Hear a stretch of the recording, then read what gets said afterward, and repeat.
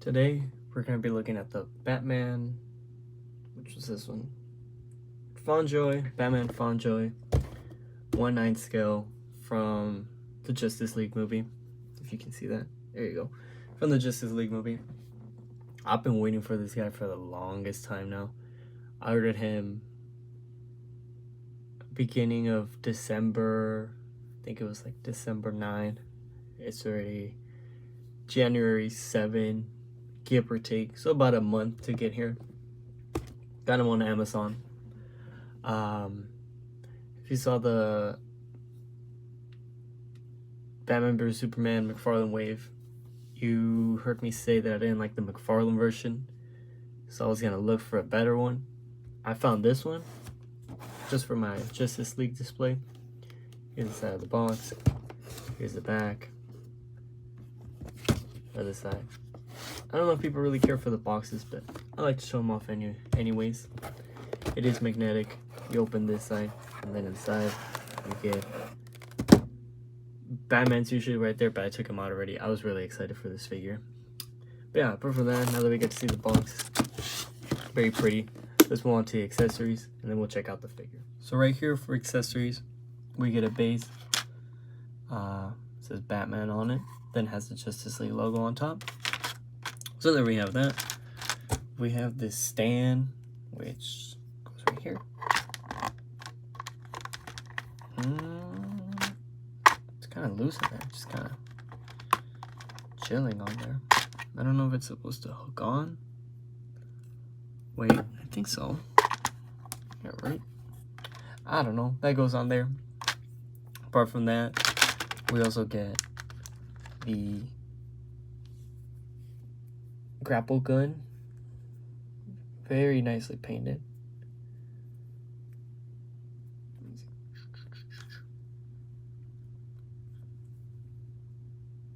There's that.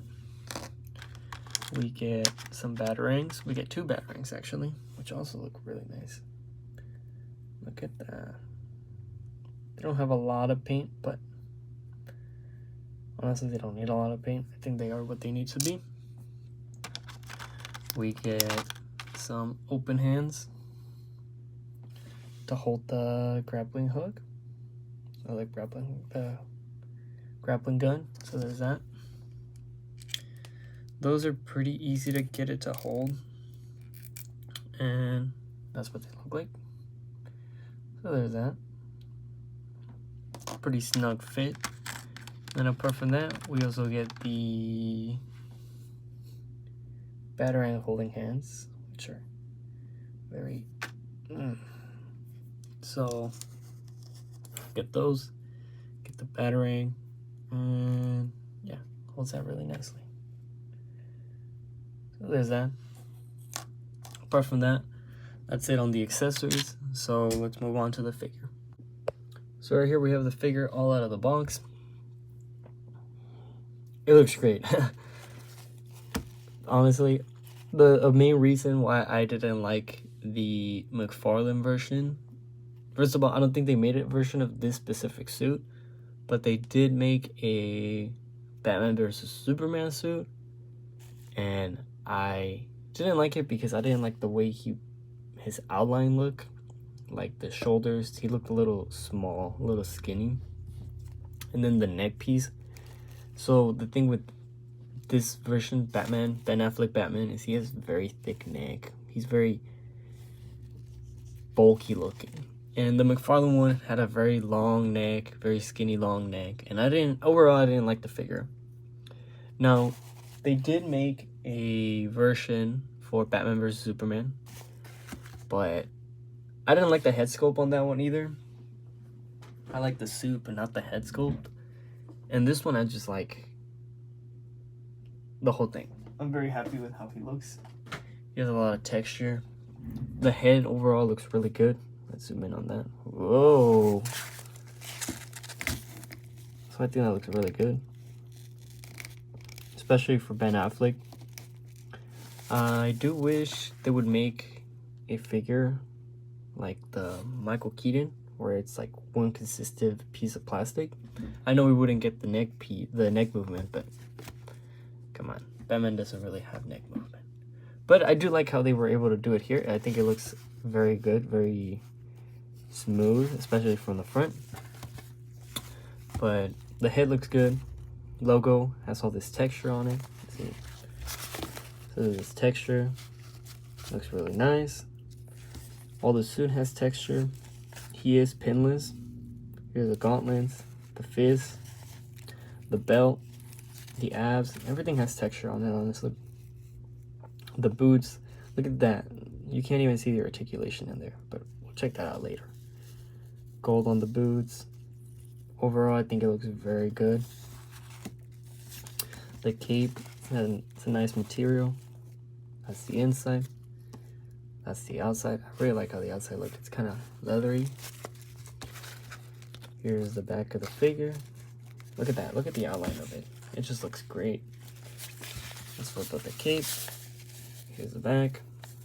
Here's a little clicky thing. You can't unclick that. The whole belt is not like stuck to it, only in the front. So it's just this one specific area that has glue on it.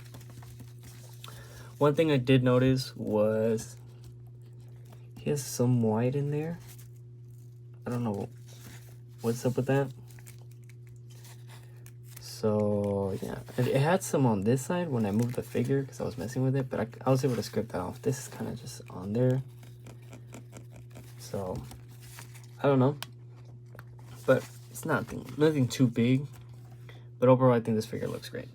So moving on to the articulation. Starting off at the top, he looks up really good amount. Look at that. Wow, that's great. Down, not so much. There he is straight. There he is looking down. So not a lot. He does tilt side to side. And he does turn all the way around. Apart from that, oh, one more thing. There is another version that comes with an unmasked head sculpt. But I'm not a big fan of the one that comes with this version. I like more the one that comes with the Batman vs Superman.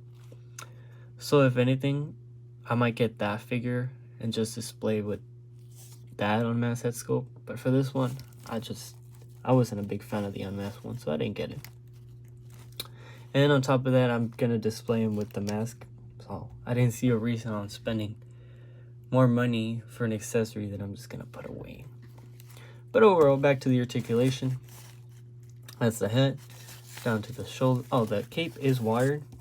It has a very thin wire, so it's not very strong. But you can get it in whatever you need to get it at. Cape does move out of the way super easily. Shoulders, they have butterfly joint, but it doesn't seem to move. So you can't shift it anywhere, as far as I can tell. It's mostly just so when you move this, it kind of covers, kind of hides the hole in there. That's the main purpose as far as I can tell. Shoulders move right there. I think, yeah, 90 degrees. Down, all the way down to the body. Let's see, yeah. So there he is with both of his arms down to his body. Like I said, 90 degrees up.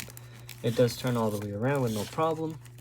He has a cut at his bicep. So there's that. That turns all the way around. Ooh. You hear that? Very tight. Elbows, double jointed. They go a really good amount. Especially considering how bulky the figure is. The only thing that stops it from going any further is the sculpt. So there's that. So you can tell these little spiky things are painted a different color than the rest. So yeah, very nice. Straight, all the way straight. The wrist, they have that McFarlane thing where it's like the ball that you can turn whichever way you need. You just have to turn it first. Only thing is, it's very well implemented. You can't really see the big ball. It's a different color, but you can't really tell it's there. I like how all the articulation is very hidden in this figure. Now the torso. I'm very impressed with the torso because it kind of has the same system as McFarlane, but you get a lot more range out of it. So back, oh my god. This had never happened, I swear. Easy to put on. Back. There's that. Forward. Now this is where I'm really impressed. Look at that. Look at how much forward it is. I don't think I've ever seen a McFarlane figure go that much forward. So there's that. Legs, they move forward.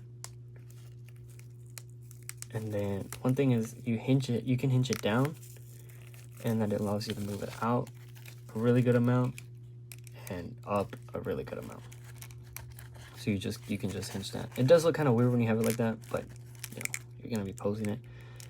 Or you can just hinge it back up, and there you go. Seamless. I love that.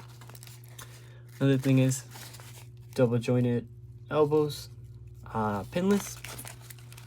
That goes all the way, which I think that just looks awesome. It looks great. When you do hinge it, the hinges do have sculpt in there, so it's not too bad. You do get a little bit of a gap, but you know, nothing crazy. I think it looks really good, especially if you pick your angles. You know, if you have them display like this, obviously take a picture like that, of course you can see it, but otherwise it's not super easy to tell. Let me see. He does have a bit of a turn up here, so that's good. Going further down to the boots. I really like the boots because you cannot see any of the joints in there. So that does go down and up a really good amount. So there it is straight.